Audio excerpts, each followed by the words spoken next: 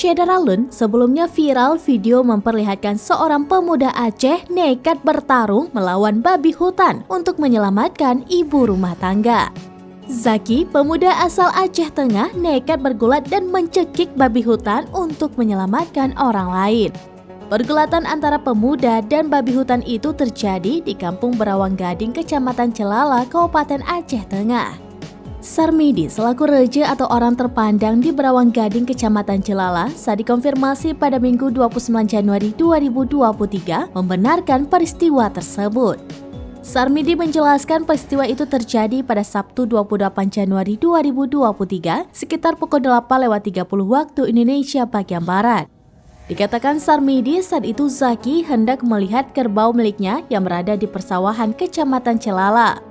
Sementara Zaki yang dihubungi tribungayo.com menuturkan saat itu di pematang sawah hanya dia seorang yang laki-laki, sedangkan dua lainnya perempuan. Zaki mengaku saat melihat babi hutan berlari dari gerombolan kerbau, dia sempat menebas menggunakan parang. Babi tersebut selanjutnya berlari ke arah dua orang wanita. Satu wanita berlari ke arah perbukitan, sedangkan satunya sudah lanjut usia. Perempuan itu pun berteriak minta tolong. Mendengar teriakan itu, spontan Zaki berlari ke lokasi perempuan tua tersebut yang berjarak sekitar 250 meter. Upaya pertama yang dilakukannya adalah mengalihkan serangan babi tersebut dengan cara melempari dengan batu.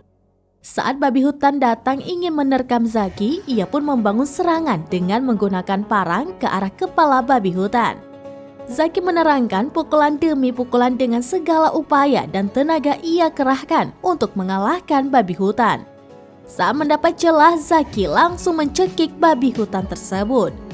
Setelah sekitar 5 menit, babi hutan tersebut kehabisan tenaga dan akhirnya datang dua warga lainnya membantu Zaki yang sudah dalam kondisi lemas. Saat ini, Zaki sudah kembali ke rumah dan masih terbaring lemas karena kehabisan tenaga melawan babi hutan tersebut.